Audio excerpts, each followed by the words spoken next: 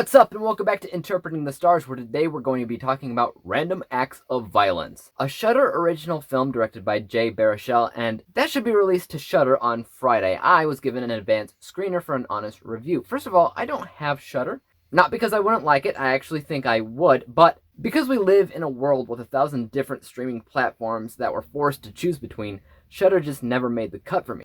I'm telling you this because I think it's the people without Shudder, like myself, who aren't going to know this movie even exists. There's really not a very strong marketing strategy for this movie, or really many others. Doesn't make the movie bad, though. There's always the possibility for a movie to become a hidden gem. But is that what Random Acts of Violence is? Is it good enough to ferret people out of quarantine to go see? Let's get cracking. This review is brought to you by the word of the day, ferret. To drive out of a hiding place. Comic book creator Todd Walkley, his wife, assistant, and best friend embark on a road trip from Toronto to New York Comic-Con, and bad things begin to happen. People start to get killed. It soon becomes clear that a crazed fan is using Todd's Slasher Man comic as inspiration for the killings, and as the bodies pile up and Todd's friends and family become victims themselves, Todd will be forced to take artistic responsibility. So the first thing that you'll probably think about while watching this film is how it's a take on the copycat killer formula. In other stories, you might have an author who's working with the cops trying to track down a killer, imitating their written murders. In this, it's a comic book that the killer's copying, but it's a little bit more than that. Random Acts of Violence has quite a few twists and turns that I was never expecting while watching. Much like the writer in the story struggling to find an end to his comic, never once did I know how the movie itself would end. So while I would say that the foundation of the story is unoriginal, everything else is done pretty well. This is a pretty gruesome horror flick. Not as gruesome as they come, mind you, but it's pretty bloody, and given the fact that this is a Shudder original film, I shouldn't be surprised.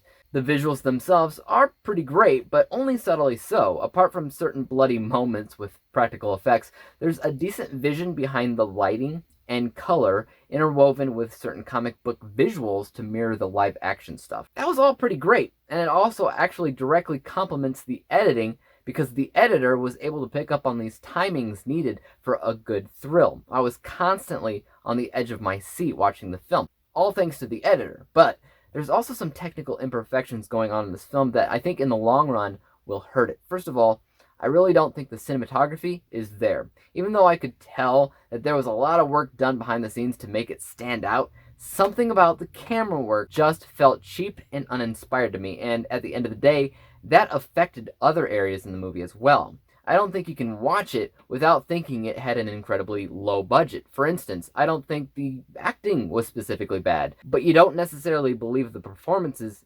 either because the entire atmosphere of the film feels a little bit on the amateur side, even though it tries really hard not to end up there. Next, I really liked that I recognized a majority of the actors here, but most of their characters didn't really stand out because there wasn't a ton of character development. There's really not a ton of characters, so normally that would allow for more insight to each independent character, but what we ended up with here in Random Acts of Violence is quite a few disposable characters instead, and like any other slasher film in the world, you don't really care that much if one of them ends up being the next victim. So when it comes down to this movie, I really liked what it was going for, but wasn't a huge fan of the execution 100% of the time. I respected a lot of what was going on, behind the scenes, but the film needed a smarter cinematographer. For me, it was just a movie that constantly felt like it could have been better.